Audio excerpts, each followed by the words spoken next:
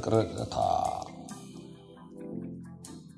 ከዳንኤላ ስቴፍ ትርጉም በአብይ ደምሴ ብርቅርቅታ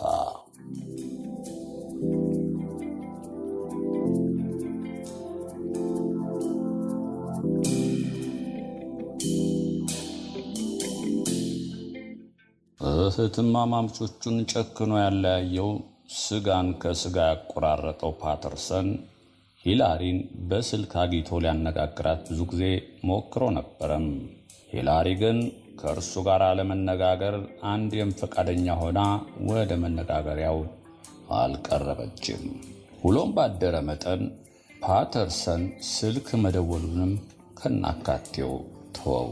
ስለ አሌክሳንድራና ስለ ሚጋን ሁኔታ ግን በቅርብ ይከታተል ነበረ። ሁለቱም ሕፃናት እንክብካቤ በመያዛቸው እንደ ድሮው የደስደስ ያላቸው ልጆች ሆነዋል።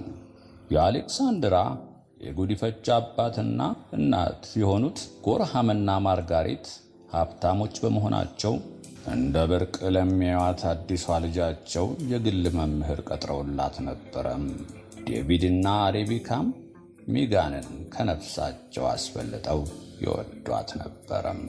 የገና በዓል ሲደርስ የሂላሪን ለማየት ወደ ቦስተን ሄዶ ነበረም። ፓተርሰን ከመኪናው ወርዶ ወደ ቤት ሲገባ በመስኮት ያየችው ሂላሪ በጓሮ በር ወጥታ ግቢውን ለቃ ሄደች። ወደ ቤት የተመለሰችውም የፓተርሰን መኪና የቆመችበትን ስፍራ ከለቀቀች በኋላ ነበረም። ፓተርሰን ሂላሪ ሆን ብላ እንደተደበቀችው ያውቃል። ቢያገኛት ኖሮ ልታነጋግረው ፈቃደኛ እንደማትሆን ግልጽ ነበረ። የእርሱ ፍላጎት በዓይኑ አይቷት ስለ ሁኔታዋ ለመረዳት ነበረ። ግን በመደበቋ ሳያያት ተመልሶ ሄደ። ስለ ሂላሪ ምንም ሳያውቅና ሳይሰማ ዓመት ያህል ያለፈው። በመሃሉም የአሌክሳንድራ የጉዲፈቻ አባት የነበረው ሚስተር ጎርሃም በልብ ድካም በሽታ ሳይታሰብ ሞቶ ነበረም።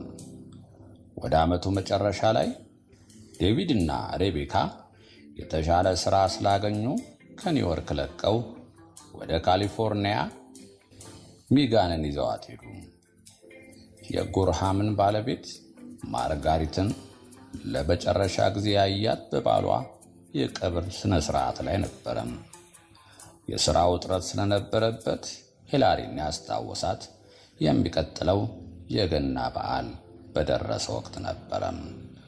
መኪናው ወደ ኤሊን ቤት ከሚወስደው መንገድ መጠምዘዣ ላይ አቆሞ ሂላሪን ሳታስበው ድንገት ደረሰባት። ፊቷን ሲያየው ግን ደነገጠ። መገርጣት ብቻ ሳይሆን ከፊቷ ላይ የሚነበበው ሌላ መልእክት ነበረ። የጥላቻና ተስፋ የመቁረጥ ሁኔታ አነበበ። ስጋትም ገባው። ዎከር ሕይወቱን ባጠፋበት ዕለት የነበረው አይነት አመለካከት ነበረ በሂላሪ ገጽታ ላይ የሚነበበው። ሊያነጋግራት፣ ሊያጽናናት ብዙ ሞከረ፣ ግን አንዳችም መልስ አልሰጠችውም። በመጨረሻ ላይ ተሰናብቷቸው ሲወጣ አንድ የተስፋ ጭላንጭል ታየው። ያ እንደዚያ ይቀፍ የነበረ ቤት የውስጥ ይዞታ ፍጹም ተቀይሯል። የቤቱን ንጽሕና፣ የዕቃዎቹ አቀማመጥ እንከን የማይወጣለት ነበረ። የኤሊንም አለባበስ ለመጀመሪያ ጊዜ እንዳየው ሳይሆን የጸዳ ቆንጆ ነበረ። ኤሊን ራሷን መጠበቅ ጀምራለች ማለት ነው ሲል አሰበ። እንደዛ ሳይሆን በቤቱ ውስጥ በተደረገው ለውጥ ምክንያቷም ሂላሪ ነበረች። ልብስ የምታጥበው፣ ቤት የምትወለውለው፣ ምግብ የምታዘጋጀው፣ በግቢ ውስጥ የነበረውን አረም የምታረመው፣ የአበባ ቦታ የምትከታተለው ሂላሪ ብትሆንም በትምህርቷም አትሰንፍም ነበረም። የሚያነጋግራት አንድም ጓደኛ የላትም፣ እንዲኖራትም አትፈልግም።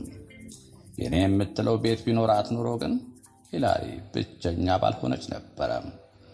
መምህራን የሚሰጧትን የቤት ሥራ እስከ እኩለ ሌሊት ድረስ ስትሰራ ታመሻለች። ኤሊን ማንኛውንም የቤት ኃላፊነት ለሂላሪ ሰጣታለች። ቢራ መጠጣቷንም እንደቀጠለች ቢሆንም ከቅርብ ጊዜ ወዲህ ሰውነቷ እየመነመነ መሄድ ጀምሯል። በተለያዩ ሐኪሞችም ተመርምራለች። ግን የተሰጣት መድኃኒት ሁሉ አንዳችም ፋይዳ አልሰራላትም። ምናልባት አየር ብትቀይር የሚሻላት መስሏት ለባሏ ለጆንስ አጫውተዋለች። እርሱም ወደ ሞቃቱ ፍሎሪዳ ግዛት ይዟት ለመሄድ ወሰነ። ሂላሪ ተከትላቸው ከመሄድ በስተቀር አማራጭ አልነበራትም። እድሜዋ 18 እስኪሞላት ድረስ ቢበድሏት ቢያንገላቷት ጥርሷን ነክሳ መቆየት ነበረባት። ከዚያ በኋላ ግን እህቶቿን መፈለግ ትጀምራለች። እንደምታገኛቸውም እርግጠኛ ነበረች። ማክሲን አግኝታ እንደ ሕፃንነቷ ወርቃማ ፀጉሯን ስታበጥር ይታያታል። ሚጋንን እንደ አራስነቷ ከአንገቷ አቅፋ በሕፃን ትንፋሿ ጉንጯን ስታሞቀው አሁንም ይሰማታል። እናም አንድ ቀን እህቶቿ እንደምታገኛቸው እርግጠኛ ነች። ኤሊን ሕመሟ እየጸናባት በመሄዱ ምግብ መብላት አቆመች።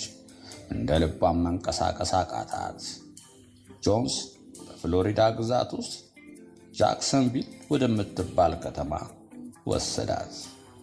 የገናንም በዓል ያሳለፈችው በአልጋ ላይ ነበረም።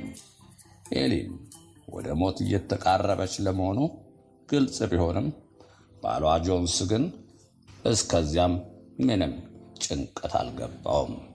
የሚመጣው አምሽቶና በስካር ጥምቢራው ዞሮ ነበረም። የሚተኛውም ለብቻው ስለነበረ ባሻው ሰዓት ገብቶ ባሻው ሰዓት ይወጣ ነበረም። ኤሊን ሆስፒታል እንድትገባ ጎረቤቶቿ ቢጨቀጭቋትም አልፈለገችም። ባሏንም ሲያማክሩት በሆስፒታል የሚከፈል ገንዘብ የለንም ሲል መልሶላቸዋል። ስለዚህ ኤሊንን የማስታመም ኃላፊነት በሂላሪ ላይ ወደቀም። ሂላሪም ከኤሊን መኝታ ክፍል ከወለሉ ላይ እያነጠፈች ነበረ የምተኛው። ኤሊን እንደዚህ ባልጋ ቁራኛ ተይዛ እንኳን ለሂላሪ ፈጽሞ አታዝንላትም። ከትምህርት ቤት እንደተመለሰች አንድም ሳታርፍ ይህን ስሪ፣ ይህን አድርጊ እንዳለቻት ነበረ የምታመሸው። ከእንቅልፏም ቀስቅሳ የሽንት ሳህን አምጪልኝ፣ ብርድ ልብስ ደርቢልኝ፣ ትራስ አንሺ የማትላት የማታዛት ነገር አልነበረም። ወደ ፍሎሪዳ በሄዱ በዓመቱ ኤሊን አረፈች። በዚያን ጊዜ ሂላሪ 12 ዓመት ሆኗት ነበረ። ኤሊን በሞተችበት ዕለት ልሳኗን ዘግቷት ነበረ። አይኖቿንም ከጎኗ በማትለየው ሂላሪ አይኖች ላይ እንደሰካቻቸው ነበረ። ለመናገር የምትፈልገው ነገር እንዳለ ሂላሪ ገብቷታል። ያም ሆኖ ከኤሊን አንደበት በጎ ቃላት ይወጣሉ ብሎ አልገመተችም። ያው ስድብና እርግማን ብቻ ነው። ኤሊን አንዲትም ቃል ሳትተነፍስ አረፈች። ከዚያ ቀን ጀምሮ ሂላሪ በመጠኑም ቢሆን ሻል ያለ ኑሮ ለመኖር ቻለች። መላ ትኩረቷም ትምህርቷ ላይ ሆነ። በእርግጥ ሌላ ችግር ነበረባት። ጆንስ ማታ ማታ የሚመጣው እንደ ልማዱ ሰክሮ ነው። ደግሞም ሴቶች እያቀያየረ ማምጣት ጀምሮ ነበረ። ኤሊን በሞተች በማግስቱም አንድ የሰጣት ማስጠንቀቂያ አለ። በዚያ ቤት ለመቆየት እስከፈለገች ጆንስ ወዳጆቹን ይዞ በሚመጣበት ወቅት ከመኝታ ቤቷ ውጭ ልውስ ማለት የለባትም። በተጨማሪም ሌላ የሰጣት ትዕዛዝ ነበረ። ከኤሊን ልብሶች ውስጥ ለራሷ የሚሆነውን መርጣ አስቀርታ የተቀረውን በመሰላት ዘዴ እንድታስወግድ ነግሯታል። የኤሊን ቀሚሶችና ሱሪዎች ለሂላሪ ፈጽሞ አይሆኗትም። ከሹራቦቿ ውስጥ ግን አንዳንዶቹ ለራሷ አስቀርጣ የተቀረውን በሙሉ ቤተ ክርስቲያን ወስዳ ለችግረኞች እንዲታደል ሰጠች። ቀጥላም የኤሊን ሙታንታዎች አማረጠች። እያጠበች ልትለብሳቸው እንደምትችልም ገመተች። የኤሊን እግሮች ቀጭን ስለነበሩ ስቶኪንጎቿን ሂላሪ እንዳሉ ልታረጋቸው ትችል ነበረም። ስለዚህ ሁሉንም ሰብስባ ወደ መኝታ ክፍሏ ወሰደች። በመልኩ በምታስቀምጥበት ሰዓት አንደኛው የተጣጣፈ ስቶኪንግ እጇ ላይ ከበዳት፣ ቀዘቀዛት። ስታራግፈው ከፊቷ አንድ ትልቅ ነገር ዱብ አለ። ያየችውን ማመን ተስኗት ለብዙ ጊዜ ፈዛ ቆየች። ነፍሷ መለስ ሲልላትም ያንን ጥቅል አነሳችው፣ ወደ አይኖቿም አስጠጋችው። የባለ 100 ብር ኖቶች ጥቅል ነበረም። ለጥቂት ጊዜ ስታስብ ቆየች። ጆንስ ስለዚያ ገንዘብ መኖር አለማወቁን እርግጠኛ ሆነች። ኤሊንን ሐኪም ቤት ለማስገባት ገንዘብ የለንም ሲል የተናገረውን አስታወሰች። ያኔም የልብ ልብ ተሰማትና ኖቶቹን መቁጠር ጀመረች። 100 ባለ 100 ብር ኖቶች የያዘ ነበረም። በአእምሮዋም የገንዘቡ መጠን አሰላች። 10,000 ብር። በዚያው በስቶኪንግ መልሳ ጠቀለለችና ከልብሶቿ መካከል ሸጎጠችው። ሌሊቱንም ስለ ሚጋንና አሌክሳንድራ ስታስብ አደረች። የሚቀጥለውን 1 ዓመት ሂላሪ በሰላም አሳለፈች። በትምህርቷም የሚስተካከላት ሰው አልነበረም። በእርሷ ዕድሜ ያሉትን ተማሪዎች በአንድ የክፍል ደረጃ በመቅደም በ13 ዓመት ዕድሜዋ 10ኛ ክፍል ደርሳለች። የጆንሰንም አመል መቀየር የጀመረው ያኔ ነበረም። ለወትሮ ጆንስ ከጎኑ ሴት እስካለች ከፊቱ ቢራ እስከተደረደረ ድረስ ሂላሪን ፈጽሞ አያስታውሳትም ነበረም። ከቅርብ ጊዜ ወዲህ ግን በሰበብ አስባቡ ሊጨቃጨቃት ጀምሯል። ምግብ የማዘጋጀት ችሎታ የለሽም ይላታል። ግን ገቤት ተመግቦ አያውቅ ነበረም። የሂላሪ ቀሚሶች ረጃጅም በመሆናቸውም ለምን እንደ ወቅቱ ፋሽን አጭር ቀሚስ አትለብሽም ሲልም ይነዘንዛታል። አንድ ቀን አፍ አውጥቶ ጎረምሶች እንዳሽኮረመሙሽ አትፈልጊም ሲል ጠይቋት ነበረም። እርሷም አልፈልግም፣ ጎረምሳ የሚባል ነገር ፈጽሞ ያስጠላኛል ስትል መለሰችለት።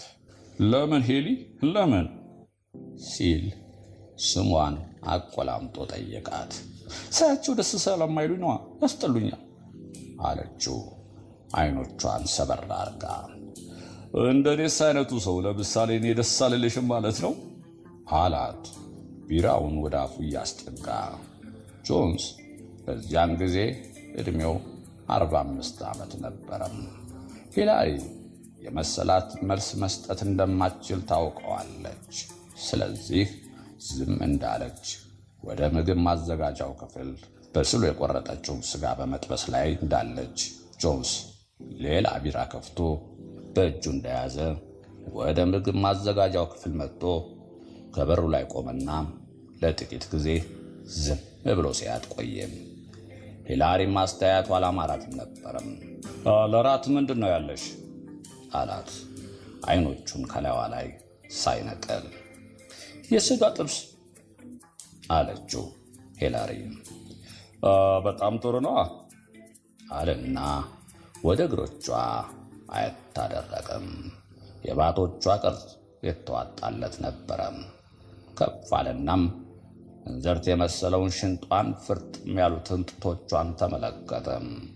ከዚያም ጉንጉን ወገቧ የደረሰውን ጥቁር ፀጉሯን ተመለከተም። የመልኳንም ቅርጽ ረጋ ብሎ አጠና። እንከን የማይወጣላት ውብ ልጅ ነበረች።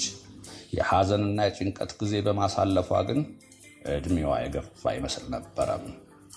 ጆንስ ወደ ውስጥ ገብቶ ከቂጧ ላይ መታ አርጎ ከኋላዋ ታኳት አለፈና ምግቡን አዘጋጅታ እስክትጨርስ አጠገቧ ቆመ። ሂላሪ ያን ጊዜ ፈራች። እጆቿ ይንቀጠቀጣሉ፣ ልቧም ትር ትር ይል ጀመረ። ሳታስበው ጆንስ አሁንም በጆርባዋ ታኳት ወደ ሳሎን ተመለሰ። ብዙም ሳይቆይ የውጭ በር ተከፍቶ ሲዘጋ ተሰማት።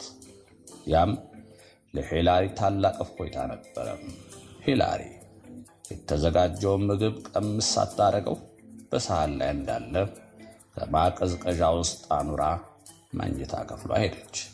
ከገባች በኋላ መብራቱን አጥፍታ ለጠለች፣ ተኛች። ከባድ ዝናብ በመጣል ላይ ስለነበረ ወዲያውኑ እንቅልፍ ወሰዳት። ጆንስ እኩለ ሌሊት ላይ በስካር እየተንገዳገደ ተመለሰም። ሊያደርገው ያሰበው ነገር እንዳለ ቢታወቀውም ምን እንደነበረ ግን ዘንግቶታል። ወደ መኝታ ክፍሉ ሊገባ ሲል አንድ ነገር ታየው። የምግብ ማዘጋጃው ክፍል በሩ አልተዘጋም ነበረም። ከጥቂት ሰዓታት በፊት በዚያች ክፍል ውስጥ ከሂላሪ ጋር ጎን ለጎን ቆሞ እንደነበረም አሁን ታወሰው። ቀጥታ ወደ እርሷ መኝታ ቤት ሄደ። የበሩን እጀታ ዞረና ከፈተው። ወደ ውስጥም ገባ። ሂላሪ በውስጥ ልብሷ ጋርም እንዳለች ነበረ እንቅልፍ የወሰዳት። የበሩን መከፈትም ፈጽሞ አልሰማችም። የሲጋራው ጢስ ሳምባውን አፍኖት ኖሮ ጆንስ አንድ ጊዜ የሳል ድምፅ አሰማም። ሂላሪ በእንቅልፍ ልቧ ገልበጥ አለችና በጎኗ ተኛች። ውስጥ ልብሷ ወደ ላይ በመሰብሰቡ የአንደኛው እግር ጭን ይታያል። የዳሌዋም ቅርጽ የሚያስጎመጅ ነበረም። ጆንስ የሱሪውን ቁልፍ ቀስ ብሎ ፈታና ከወለሉ ላይ ሲወድቅ በጫማው ተራ በተራ እየረገጠ አሹልኮ አወጣው። በዝናብ የበሰበሱትን ኮትና ሸሚዝ ድምፅ ሳያሰማ አውልቆ ወለሉ ላይ አኖረው። በሙታንቲ ብቻ እንደቆመ ሂላሪ ቅርጽ እንደገና ያጠና ጀመር። የደሙ ግለት እየጨመረ ሄደም። ሰውነቱን ነዘረው። ሂላሪ መመኘት ከጀመረ ዓመታት ቢያልፍም በዛሬው ቀን የእርሱ ልትሆን ነው። ምናልባትም ከእንግዲህ ጆንስ ከሂላሪ በስተቀር ሌላ ሴት ላይፈልግ ይችላል። መግቢያም ስለሌላት ጥላው አትሄድም። እንደፈለገው እንዳሻው የምትታዘዝለት ልጅ ትሆናለች። ከጎኗ ጋደም አለና በረጅሙ ተነፈሰም። በሲጋራና በመጠጥ የተበከለው ትንፋሹ ሂላሪን አጠናት። አንዱ አይኗን ገለጥ አደረገችና ስታይ አጠገቧ የተኛ ሰው አለ። ከአልጋውም ላይ ተፈናጥራ ተነሳች። ጆንስ ፈጣን ነበረና የውስጥ ልብሷን ጨምድዶ ያዘው። ለማስለቀቅ ስትታገልም እንዳለ ተቀደደና እርቃኗን ቀረች። ምን እንደምታደርግ ግራ ገባት። ሮጣ እንዳትወጣ ጨነቃት። እጆቿን በጭንና በጭኗ መካከል ሸፍና ቆመች። ለምን ትሸፍኛለሽ ሂሊ? መታየት ያለበት ነገር እኮ ነው። ከአሁን በፊት ልምድ ስለሌለሽ ልታፍሪ ትችላለሽ። ስለዚህ እንስላ ውስጥ ግቢ፣ በቃ ተኝ አላት። ሂላሪ ከቆመችበት ባለመነቃነቋ ጆንስ ሊይዛት እጁን ሰደድ ሲያደርግ አመለጠችና ወጣች። እየሮጠችም ወደ ምግብ ማዘጋጃ ክፍል ገባች። ጆንስም ከአልጋው ላይ ተነስቶ እየተግተረተረ ተከተላት። የጓሮውን በር ከፍታ እወጣለሁ ስትልም ዘለለና ያዛት። ሂላሪም እንደ ነብር በጥፍሮቿ ፊቱን፣ እጁን፣ ሆዱን ቧጨረችው። ሆኖም ከጆንስ ጠንካራ ክንዱ ለማምለጥ አልተቻላትም። እየጎተተ ወደ መኝታ ክፍሉ ሊወስዳት ሲል አይኗ አንድ ብልጭ የሚል ነገር ላይ አረፈ። ከመቅጽበት አነሳችና ከጎኗ ልጥፍ አድርጋ ያዘችው። ከዚያ በኋላ ግን ጆንስን ብዙም ሳትታገለው ወደ መኝታ ክፍሉ ሄደችለት። በሰላም የማይተዋት ከሆነ ልገለው ቆርጣ ነበረ። እንዳሁኑ ጥሩ ልጅ መሆን አለብሽ። አየሽ ሄሊ፣ ለምን ጊዜውም አብረን እንኖራለን። ገባሽ አይደል? አለና ካልጋው አጋድሟት ከበላይዋ ላይ ሊተኛ ሲል አንድ ሹልና ስልብረት ሆዱን ጠቅ ሲያደርገው ተሰማው። እሱንም ለማየት ጎንበስ አለ። ሂላሪ ለራት ያዘጋጀችውን ስጋ የቆረጠችበትን ቢላዋ ነበረም። ከእንግዲህ ጫፌን ብትነካኝ ሆድህን ነው የምዘረግፈው እወቅ አለችው። የምትናገረው የምሯን ለመሆኑ ጆንስም ቢሆን ፈረድቶታል። ወደ ኋላው ጥቂት አፈገፈገና ቆሞ ያያት ጀመረ። ሂላሪ ከዚህ ክፍል ውስጥ በሰላም ብትወጣ ይሻልሃል አለችው። ቢላዋው በሆዱ አቅጣጫ እንደያዘች እየተጠጋችው እሺ እያለም እየተጫቆለም የኋሊት ሲያፈገፍግ ከወለሉ ላይ አስቀምጦት የነበረው ልብስ አደናቅፈውና በጀርባው ተዘረጋም። እግሮቹም ወደ ሰማይ ሲነጥሩ የሂላሪን እጅ መተው ኖሮ ቢላዋ ከእጇ ላይ ተስፈንጥሮ ካልጋው ስር ወደቀም። ሂላሪን ቢላዋውን ለመፈለግ ባጎነበሰችበት ወቅት ጆንስ ዘሎ ተነሳና እላዋ ላይ ተከመረባት። ባለ በሌለ ጉልበቱ ፀጉሯን ጨምድዶ ጭንቅላቷን ከግድግዳ ጋር እያላተመ ደም በደም እስክትሆን ደበደባት። ሰውነቷ መዛሉን እንዳየም በወለሉ ላይ ጥሏት ወጣም። የዚያን ቀኑ ብቻዋን ሂላሪ ትምህርት እንደሚሆናትና ለወደፊቱም ፍጹም ታዛዥ እንደሚያደርጋት ተሰምቶት ወደ መኝታ ክፍሉ ገባ። መድረሻ ቢሷ ሂላሪ ከእንግዲህ የእርሱ ናት። በዚህ ፍጹም በመደሰቱና በመዝናናቱ ገና ጋደም ከማለቱ ዥው ያለ እንቅልፍ ይዞት ጭልጥ አለ። ሂላሪ ከወደቀችበት እየተንገዳገደች ተነሳች። ጆንስ ተመልሶ ይመጣል የሚል ፍርሃት ስለገባትም ዋናውን በር ከፍታ እርቃነ ስጋዋን ወጣች። መርገጥ ያቃታቸውን እግሮቿን እየጎተተች በቅርብ ካገኘችው ቤት በር ደረሰች። ያን ጊዜም አዞራትና ደፍት አለች። ነፍሷን እንደሳተችም ለብዙ ጊዜ ቆየች። በላይዋ ላይ ዝናብ ይወርዳል። ከአፍንጫዋና ከራሷም ደም ይፈሳል። በዚህ ሁኔታ ላይ እንዳለች መጀመሪያ ያየቻት በጠዋት ተነስታ የነበረችው የቤቱ እመቤት ሚስስ አርቸር ነበረች። ሚስ አርቸር የከፈተችውን በር መልሳ ዘጋችና የእግዚአብሔር ያለህ እያለች ባሏ ተኝቶ ወደ ነበረበት ክፍል እየሮጠች ገባችና ተነስ ውዴ፣ ከበራፋችን ላይ የሞተች ሴት አለች፣ እርቃነ ስጋዋ ናት ስትል ለባሏ ነገረችው። ባሏን በሌሊት ልብሱ ተከትሏት ወጣም። ወደ ሂላሪም ጎንበስ ብሎ ተመለከተ። ከጭንቅላቷ ላይ ከነበረው ቁስል አሁንም ደም እንደፈሰሰ ነበረ።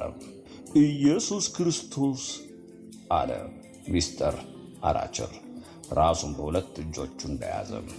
ይህች እኮ በቅርቡ አክስቷ የሞተችባት የጎረቤታችን ልጅ ናት ብሎ ወደ እነ ጆንስ ቤት ዞር አለና ተመለከተ። ሚስ አርቸር ግን በዚህ ጊዜ ስልክ በመደወል ላይ ነበረች። ብዙም ሳይቆይ የፖሊስና የአምቡላንስ መኪናዎች መጡ። የሚስ አርቸር ግምት ሂላሪ ድብደባ ብቻ ሳይሆን እርቃኗን ወድቃ በመገኘቷ ብልግናም ተፈጽሞባታል የሚል ነው። ሆኖም ሐኪሞች ባደረጉት ምርመራ ሂላሪ ከ3 እና 4 ቦታዎች ብትቆስልም ክብረ ንጽሕናዋ ግን አልተደፈረም ነበረም። እንደ ፈሰሷት ደም ብዛት ሁኔታዋ ለስጋት እንደማይሰጥም ሐኪሞች አረጋግጠዋል። ሚስተር አርቸር እና ባለቤቱ ወደ ቤታቸው የተመለሱት የሂላሪ ቁስሎች ተሰፍተው ሌላም አስፈላጊ ሕክምና ተደርጎላት እንቅልፍ ካሸለባት በኋላ ነበረም። ማን ይሆን ግን እንደዚህ በልጅቱ ላይ ጭካኔ የፈጸመው ስትል ሚስ አርቸር ባሏን በመንገድ ላይ እንዳሉ ጠየቀችው። ለጊዜው አንድም ሰው የሚጠረጠር አልነበረም። ሂላሪም ብትሆን ለመናገር ፈቃደኛ አልነበረችም። ብትናገር እንደሚገላት ታውቀው ነበረም። በፖሊሶቹም በኩል ስለ ጆንስ ተደጋጋሚ ጥያቄዎች ቀርበውለት 2 ቀናት ሙሉ ከካደ በኋላ በ3ኛው ቀን ጥፋቱን አመነ። ከዚያም መርማሪው ፖሊስ ሂላሪን አነጋገራት። ተመልሼ የምገባበት የለኝም፣ ምንም መግቢያ ቤት የለኝም፣ እንደሚገለኝም አውቃለሁ ስትል እያለቀሰች ተናገረች። ወደዛ ቤት እኮ ተመለሺ ብሎ የሚያስገድድሽ አንድም ሰው አይኖርም። ለጊዜው ከመጠለያ ቤት እንድትቆይ እኮ ማድረግ ይቻላል አላት ፖሊሱ። መጠለያ ቤት አለች ሂላሪ በፍርሃት አይኖቿ ፍጥጥ እንዳሉ። አሁን የሚሰበስባቸው ወላጅ የሌላቸው ልጆች ሊቆዩበት የሚችሉት እኮ ቦታ አለ። ድርጅት ማለት ነው ጠየቀችው። ድርጅት እንኳን አይደለም። አንዳንድ የቤተሰቦች አንቺን የመሳሰሉ ልጆች ለማሳደግ በፍርድ ቤት ውክልና የተሰጣቸው ናቸው። ከዛም 5 እና 6 እየሆናችሁ በአንድ ቤት ውስጥ ልትኖሩ ትችላላችሁ። ይህን ካልፈለግሽ ደግሞ እድሜያቸው ለአቅመ ሔዋን ያልደረሰ ልጃገረድ አጥፊዎች የሚጠበቁበት የጠባይ ማረሚያ አለ። እዛም ውስጥ እናደርግሽ እንችላለን። እንደዚያ ከሆነ ምርጫ የመጀመሪያው ነው አለች ሂላሪ። እንደርሷ ያሉ 5 እና 6 ልጃገረዶች ባሉበት ቤት ውስጥ ወንድ ሊደፍራት እንደማይችል ተሰምቷታል። እድሜዋም 18 እስኪሞላ ድረስ ጨክና የሚቀረዋትን ዓመታት ማሳለፍ ነበረባት። ከ2 ቀናት በኋላ ለሂላሪ መጠለያ ለመስጠት ፈቃደኛ የሆነ ቤተሰብ ተገኘላት። ሂላሪም ልቧ የተሰቀለው ለደበቀችው 10,000 ብር ስለነበረ ልብሶቿን ለመውሰድ ወደ ቀድሞ ቤቷ መመለስ ነበረባት። ጆንስን በመፍራት ሚስስ አርቸርን ለመና አብረው ሄዱ። የምትፈልጋቸውንም ልብሶቿን በአንድ ሻንጣ ውስጥ አድርጋ ወጣች። ጆንስ በዛ ሻንጣ ውስጥ 10,000 ብር መያዟን ቢያውቅ ኑሮ አንቆ በገደላት ነበረ። ሂላሪን ከአዲሱ ቤቷ ያደረሰቻት የከተማው አስተዳደር ማህበራዊ አገልግሎት ዘርፍ ሰራተኛ ነበረች። ቤቱ በጃክስቪል ከተማ ላይ የተሰራ ቤት ነበረ።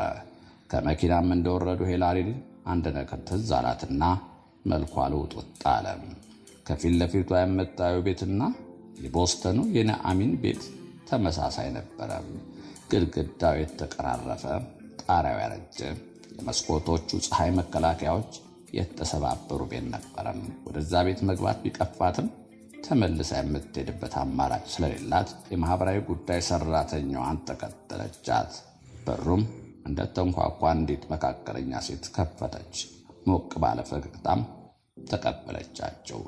የቤቱም የውስጥ ቁሳቁሶች ያረጁ መሆናቸውን ሂላሪን አየች።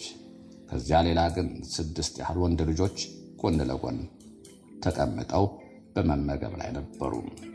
የሴትዮዋ ስም ሉዊዝ ይባላል። እርሷም ሂላሪ መኝታ ክፍሏን ልታሳያት ወሰደቻት።